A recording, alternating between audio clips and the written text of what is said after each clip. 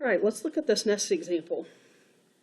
So this one looks a little different because if you notice here, I could actually factor this bottom part. So I have 4x plus 1 over x plus 1, x minus 1. So this is a little different because it will actually factor. Let's start now with finding x-intercepts. So the x-intercept is what I get when I put a 0 for y. So if I go up here and I put a y right here, what is it that would make a fraction have 0 for an answer?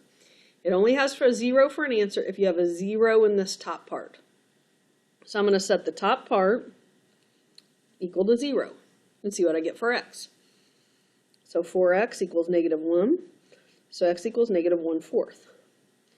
So my x-intercept is at negative 1/4, 0. Happens right here. If I have a table of values and negative 1/4, I would get 0. Let's think about y-intercept. Y-intercept is when you put 0 for x. So if I go up here and I put a 0 for x,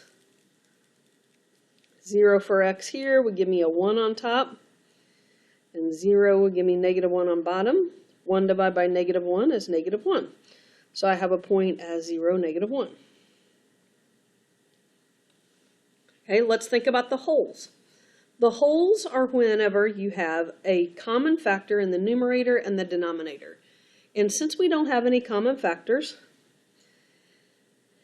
there are no wholes. And I'll show you one that has a hole here in a little bit. All right, horizontal asymptote. The horizontal asymptote is an asymptote that's a line that's a vertical line. And a vertical line has a slope that is undefined. So I have to think, what would make this be undefined? What makes a fraction be undefined is if you have a 0 on the bottom. So my vertical asymptote is going to be found by doing x squared minus 1 equals 0. So x squared equals 1, so x equals plus or minus negative 1. So my vertical asymptote is at x equals 1 and x equals negative 1. So at x equals negative 1 and x equals 1, if I look at my table of values on my graphing calculator, there won't be anything there. So this tells me that I have a graph that looks some way over here, something different in the middle, and something different over here. The horizontal asymptote is found by looking at the degree of the polynomial. So let's look at the degree of the polynomial. This is x to the first power. This is x to the second power. The degree is bigger on the bottom, so the horizontal asymptote is y equals 0. I'll have a horizontal asymptote of y equals 0. Now, I use red and green because red means stop and green means go. So that means you will never have a graph that goes through the red, but it could go through the green. So at this point now, I would go type this equation into my graphing calculator. And I'm going to go back to the original equation and type in, let me get rid of what's there. So I'm going to type in parenthesis 4x plus 1 divided by parenthesis x squared minus 1. And don't forget, you have this graphing calculator on your Chromebook. You find it under apps. If you need help with that, let me know. So I'm going to hit graph. You can see what the graph looks like. And then I'm going to hit second table so I can actually see the points. And you can see how, again, I have at negative 1, I have an error, and at positive 1, I have error, just like I thought. So I'm going to go ahead and fill in the other points that I see on my table. At negative 2, it's negative 2.33. At negative 3, it's negative 1.375. At half,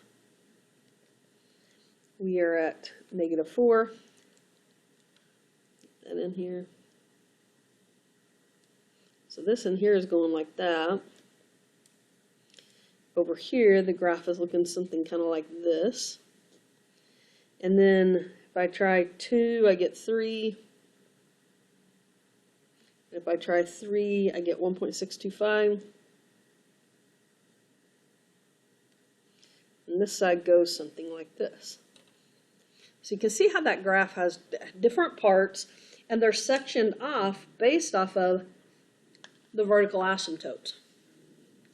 Okay, let's do another one. I have 3 more. I'm going to do them all 3 because they're all a little bit different. All right, to start this first graph, I want to find the x-intercept and the y-intercept, the holes, vertical asymptote, horizontal asymptote. So I'm going to think about what this looks like if I factored it. Here I factor out a 4, and I get x plus 1. Here this factors to x plus 1 and to x plus 5. So what I notice on this one is they have a common factor. So that means on this particular problem there's going to be a hole in the graph. So we'll get to that. So let's start with the x-intercept. I'm going to start x-intercept is what happens when I put 0 for y. So if this fraction is going to equal 0, that means the top part would be 0. So 4x plus 4 equals 0. So 4x equals negative 4. So x equals negative 1. So I have an x-intercept at negative 1, 0. So on my table of values, I have negative 1, 0. Y-intercept. So when I put 0 for x.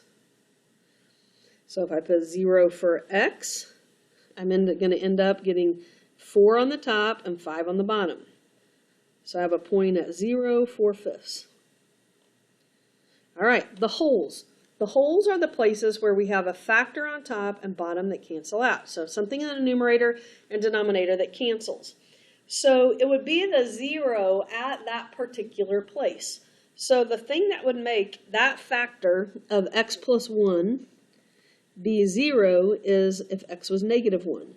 So I'm going to have a hole at negative 1.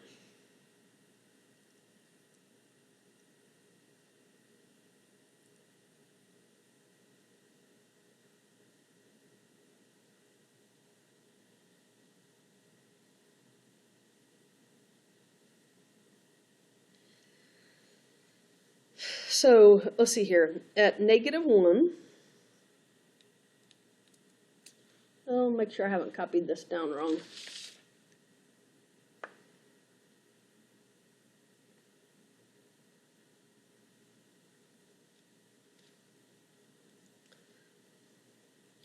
think I found negative. Okay, let's see here. So let's go vertical asymptote. Okay.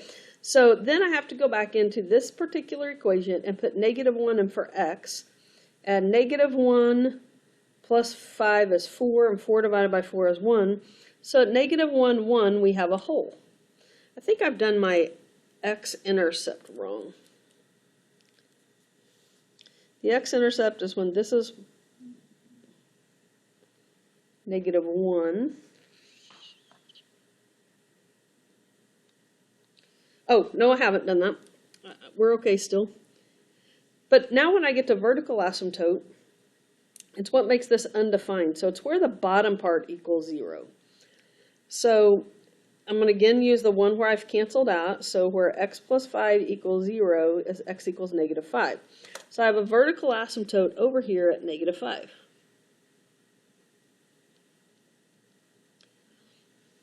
The horizontal asymptote, I'm going to look at the degree of the polynomial. Bigger on bottom, so it's at y equals 0. So we have an asymptote at y equals 0, so that means that there is no x-intercept there. And we knew that because there was a hole in the graph here, and that's why I was pausing a while ago. Now, if I go back and fill in the table of values here, what I'm going to find, and I'm not going to do that now for time because I know you don't want to watch the video, but you can put this in your calculator. What's going to happen on this one is you're going to have a graph that kind of looks like this. It comes to here and comes down like that. And then I believe the other side, oh goodness, I think the other side kind of looks something maybe like this.